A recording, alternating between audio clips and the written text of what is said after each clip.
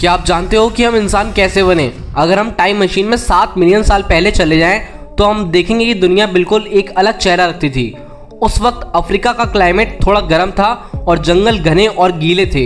ये वही वक्त था जब हमारे सबसे पहले एंसेस्टर्स जंगल में जिंदा रहते थे और ज़्यादातर टाइम पास पेड़ों पर करते थे। जंगल घना था और पेड़ ऊंचे थे, इसलिए हमारे एंसेस्टर्स मोस्टली चढ़ उतर कर सर्वाइव करते थे। लेकिन जैसे जैसे क्लाइमेट चेंज हुआ, अफ्रीका का टेम्परेचर थोड़ा कम हुआ और जंगल धीरे धीरे खत्म होने लगे। बड़े पेड़ कम हो गए और घने जंगल की जगह सवाना और खुले मैदान बन गए।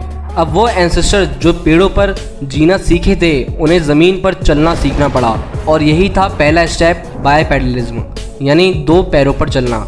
इस प्रोसेस को हम कहते हैं नेचुरल सिलेक्शन और यही हम इंसानों की इवोल्यूशन का पहला बड़ा टर्निंग पॉइंट था। तकरीबन 6 से 7 मिलियन साल पहले एक स्पीसीज डेवलप हुई जिसे हम ऑस्ट्रेलोपिथेकस कहते हैं। ये स्पीसीज आधी अपराइट चलती थी, यानी ये झुक के चलते थे और अब जंगल के बजाय खुले मैदान पर शिकार और खाने इकट्ठा करते थे। ये अब ज़्यादा इंटेलिजेंट हो रहे थे और दिमाग धीरे धीरे बढ़ रहा था, लेकिन ये सिर्फ शुरुआत थी। फिर समय के साथ होमो हैबिलिस आए जो पहले रियल टूल्स यूजर थे।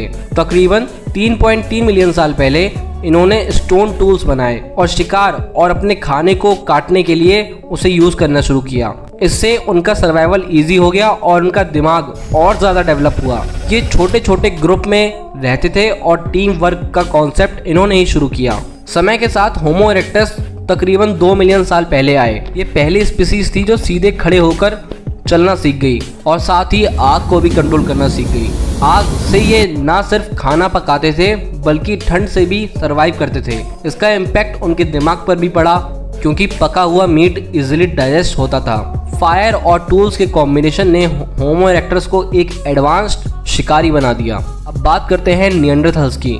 निएंडरथल्स तकरीबन 4 लाख से 40 हजार साल पहले यूरोप और वेस्ट एशिया में रहते थे। ये स्ट्रॉन्ग और बड़ी बॉडी के साथ आते थे जो उन्हें ठंड से सरवाइव करने में हेल्प करता था। ये शिकारी थे और एडवांस टूल्स यूज करते थे, लेकिन क्लाइमेट का प्रेशर उनके लिए ज़्यादा था। तकरीबन 30,000 से 40,000 साल पहले आइस एज के दौरान यूरोप और एशिया का क्लाइमेट बहुत ज़्यादा बढ़ने लगा। बहुत ठंड और ग्लेशियर्स ने उनका एनवायरनमेंट खत्म कर दिया। खाना कम हो गया और सर्वाइवल बहुत ज़्यादा मुश्किल होने लगा। निएंडरथल्स धीरे धीरे करके एक्सटिंक्ट हो गए और सिर्फ उनकी कुछ जीन्स होमो सेपियंस में मिक्स हुए।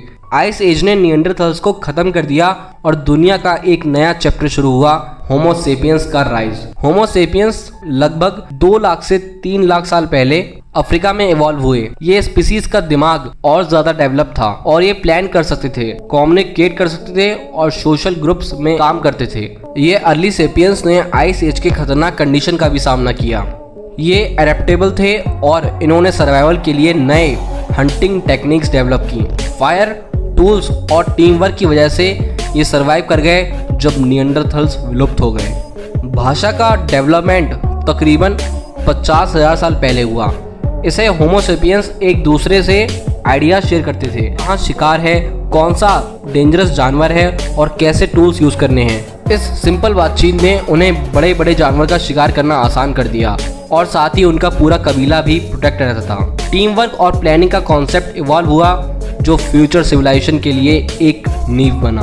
लगभग 10,000 साल पहले होमो सेपियंस ने एग्रीकल्चर की शुरुआत की। पहले ये केवल जानवर को मारकर उसे खाते थे, लेकिन अब इन्होंने फसल उगाना और जानवरों को पालना भी शुरू किया। एग्रीकल्चर से इन्हें स्टेबल खाने की सप्लाई मिली और सेटलमेंट्स बनाने लगे। ये पहला कदम था सिविलाइजेशन की तरफ। फिर 5,000 साल पहले लोग खाने को इकट्ठा करने लगे, गड्ढे बनाने लगे और इससे इनका सर्वाइवल और आसान हो गया। उनके दिमाग की भी ग्रोथ हुई। फार्मिंग ने सोसाइटी को ऑर्गेनाइज करना सिखाया और बड़ी से बड़ी इमारतें और घर भी बनाए। एग्रीकल्चर और सेटलमेंट्स के बाद होमो सेपियंस की जिज्ञासा और भी बढ़ने लगी। 5,000 से लेकर 10,000 साल पहले लोग एस्ट्रोनॉमी और कैलेंडर सिस्टम में इंटरेस्ट लेने लगे। दिन और रात, सीजन्स और हार्वेस्ट साइकिल को समझना शुरू किया। ये जानकारी एग्रीकल्चर और फेस्टिवल्स को एक साथ करने के लिए हेल्प करने लगी। इसके अलावा राइटिंग, रिकॉर्ड्स मेंटेन करना शुरू हुआ। नॉलेज को नेक्स्ट जनरेशन तक पास करना इजी हुआ। ये पहला कदम था ह्यूमन सिविलाइजेशन के लिए शहर, गवर्नेंस और स्ट्रक्चर सोसाइटी की तरफ। फिर अगर समय में आगे जाएं तो सन 1760 के आसपास इंडस्ट्रियल रिवॉल्यूशन ने ह्यूमन हिस्ट्री का नया चैप्टर शुरू किया। भाप से चलने वाले इंजन, ट्रांसपोर्ट और मैन्युफैक्चरिंग रिवॉल्यूशन किया। मशीनरी और फैक्ट्रीज ने काम और प्रोडक्टिविटी को 100 गुना बढ़ा दिया। ह्यूमंस की लाइफस्टाइल चेंज हुई एग्रीकल्चर से इंडस्ट्री की तरफ, और आज हम डिजिटल एरा में हैं। नॉलेज, कम्युनिकेशन और टेक्नोलॉजी इतनी एडवांस हो गई है कि हम स्पेस में जा रहे हैं और आर्टिफिशियल इंटेलिजेंस डेवलप कर रहे हैं। ये इवोल्यूशन का लेटेस्ट स्टेप है जो होमो सेपियंस ने लाखों साल में पाया है। अगर हम थोड़ा सोच के देखें तो ये जर्नी काफी अमेजिंग है। 7 मिलियन साल पहले हम पेड़ों पर गुलाटियां मारते थे, फिर टूल्स और आग के साथ शिकारी बने। निएंडरथल्स का एक्सटेंशन और होमो सेपियंस का आगे बढ़ना ह्यूमन हिस्ट्री को डिफाइन किया। एग्रीकल्चर सेटलमेंट्स, नॉलेज और इंडस्ट्रियल रिवॉल्यूशन ने हमें आज के मॉडर्न इंसान बनाया। हर स्टेज ने हमारी सोच, हमारी क्रिएटिविटी और हमारे समझने की क्षमता को एक नया आकार दिया। सोचो कि अगले आने वाले 100 सालों में ह्यूमंस का इवोल्यूशन और कहां तक जाएगा। क्या हम मार्स पे सेटल करेंगे? क्या हम आर्टिफिशियल इंटेलिजेंस और बायोलॉजी को कंबाइन करके कुछ और बनाएंगे, या फिर और कुछ? अगर आपको ये इंसान के इवोल्यूशन यानी ह्यूमन इवोल्यूशन की वीडियो पसंद आई हो तो लाइक और शेयर जरूर करना। कमेंट में बताओ कि कौन सा स्टेज आपको सबसे इंटरेस्टिंग लगा, निएंडरथल्स का आइस एज की वजह से विलुप्त हो जाना, या होमो सेपियंस का राइज और सिविलाइजेशन का शुरू होना। अगर ऐसी ही और वीडियो देखना चाहते हो तो कमेंट में टाइप करना टॉपिक, और हाँ, सब्सक्राइब करना बिल्कुल मत भूलना। Thanks for watching this video. मिलते हैं और किसी वीडियो में किसी और नए टॉपिक के साथ। तब तक के लिए जय हिंद, वंदे मातरम।